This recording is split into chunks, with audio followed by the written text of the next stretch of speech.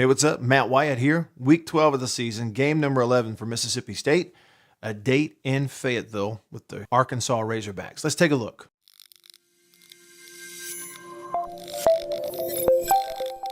Taking a look at Arkansas's offense against Ole Miss, and in a lot of their games, you see a lot of screens where they turn these linemen loose and get them downfield. Here you go, play action. Fake it to the back here on play action. They're actually running stuff down the field. It's going to try to hold kind of the second level of the defense there to help the screen. And what they're doing, you have three guys in the middle center and two guards blocking two. They're going to turn both of them loose, and now they're out in front of the screen. That was actually Arkansas's first touchdown in the game, and they do some more of that later, offensively screens against Ole Miss. Anytime you play Arkansas and you see bunch or multiple tight ends on one side of the field, you have to watch for screens and play action, bootleg, waggle, that kind of stuff. Here, they kind of shuttle motion the up back and then bring him out to the flat after play action. You see this a lot with Arkansas, slipping guys underneath linebackers, get them open to try to get an easy throw for the QB. Break a tackle, they get a first down against Ole Miss, and they're on their comeback now. So they've scored 14 unanswered. You get a first down in the red zone down here. They're going to make it 21 unanswered. Play action screen, fake it to a back. Going to get their tackle and the backside guard out in front of what's going to be a little tight end delay screen right here. Quarterback opens up, shows run. Right now it looks like play action down the field. All these guys see the fake and stay back there. You see the tackles checking the tight end to see if he's released yet. And now tackle, backside guard are going to be out in front of a really well-designed play action screen. Touchdown, 21 unanswered points in the game. So a few weeks ago in that Ole Miss game for Arkansas, it's kind of the tale of two halves, really just kind of splitting the game in the second quarter. You look before that, they were awful, and then after that, they were great. They totally flipped the script. They just weren't consistent for four quarters. Arkansas was down 31-7 in that game, reeled off 21 unanswered points, and in the remainder of the game after falling behind, they outscored Ole Miss 31-6 and win a one-point ball game. And the key stats in that game, Arkansas allowed 415 total yards of offense to Ole Miss in the first half. In that first half, Ole Miss ran 34 plays. They rushed it for 179 yards in the first half, 12 yards of play. Then in the second half, they totally flipped the script. Arkansas's offense stayed on the field, and the defense for Arkansas only allowed 151 yards in the second half and only 19 yards rushing. So they were great in the second half. They were bad in the first half. They still win the ball game, though, on the road against Ole Miss. Okay, scoreless game early on here, Arkansas and LSU. And you see Arkansas's got a tight end on this side and two others. So their three receiver side is to the left of the field.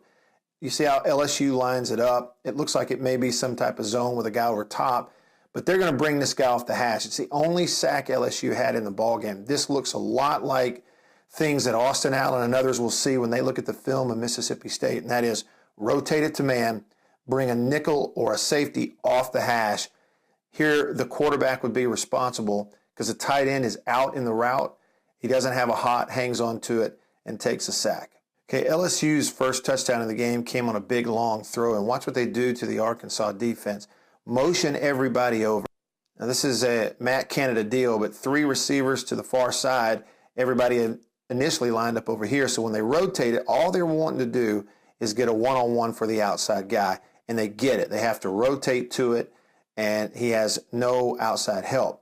On the snap of the ball, Chark on the outside is gone, going to give him an inside move. You're underneath here to hold the defender, and third guy inside is running a post across the safety's nose to hold him there to make sure you get a one-on-one on the outside. And so you get the one-on-one, the receiver beats him, gives room to the outside for the ball to be thrown, and it's an easy touchdown. Arkansas shows in all their games, and here they show it down 7-0, waggles and naked bootlegs with a quarterback off play action. This is a naked where they're not going to block the defensive end, going to hope that play action helps keep him off the quarterback. And they do a lot of this bunch stuff trying to confuse linebackers to get underneath throws. Little zag motion where they in and bring it back out. And all you do is get the up back hung up. He's slipping out the backside underneath the coverage with the quarterback on the play action. When the ball snapped, play action's good. Old-fashioned hide the ball and look upfield at the run to hold that defensive in there because you don't have a blocker. Now you're across, and the tight end is loose. They give themselves an easy throw. Arkansas and Austin Allen very good at that stuff. Look at this route that Dan Enos drew up. Vertical and vertical on the outside. You're running guys off, but your tight end is the key. They're going to get him going this way, and after a play action fake, get the back going this way. So kind of split the linebackers, and then off the play action, move the quarterback all the way out wide and set up what it looks like a throwback. There's a play action set. The tight end lined up here, he's out and running a wheel route on the backside. You don't see something like that too often, but they get him crossed up and get a big throw. And if you lead him, you have an even bigger play. So against LSU, it's a similar story to their game they won at Ole Miss, but they lose at LSU against a better team. They're not consistent across 4 quarters. It's 7-7 at halftime. Played a really nice first half, especially defensively. But then in the second half, LSU goes out there and outscores Arkansas 26-3 in the last 2 quarters. In the first half of the game, LSU only ran the ball for 59 total yards. But then they come back and they rush for 149 in the second half. So, Arkansas defense good in the first half, not so good in the second half. And another key stat in the game, Danny Etling, his ability to throw the ball against the Arkansas secondary without trouble.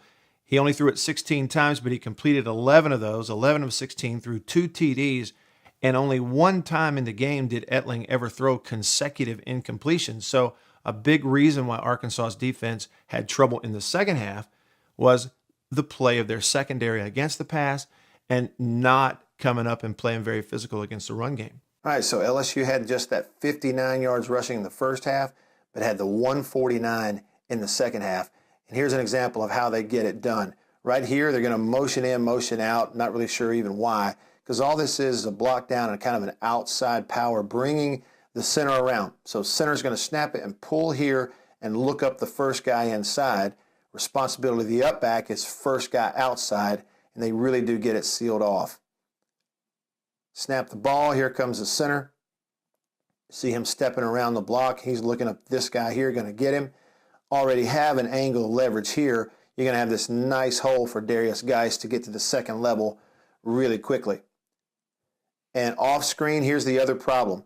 Backside linebacker doesn't get there. Safety is coming up unblocked, but makes no play on him at all. Safeties have got to be men in the SEC. You got to step in there and make a play. Here doesn't even get a hand on him. So when I look at Arkansas, a 4-win football team, what I see is at times in their games they play well and do good things. They just haven't sustained it across 4-quarter ball games. And that's the difference with Mississippi State. State has been a team that for the most part, outside of, maybe those trips to Georgia and Auburn, they have played good football for 4 quarters in most of their games and been consistent with what they do. They don't wow you in a lot of ways. They're just consistent with what they do. Hey, thanks for watching. If you like this, like my Facebook page. I post videos every day. I want to say thanks to Renaissance Bank and tell you about something they have called RenaissanceNation.com. If you haven't been to that website, go check it out. If you like videos like these, there's a lot of stuff there in other genres as well, not just sports, that I think you're really going to like. I like it. I saw it recently and was kind of blown away by some of the content there. Hey, I'm Radio Wyatt on Twitter and Instagram. Follow me there if you don't already. And I will see you in Fayetteville this weekend. All right? See you.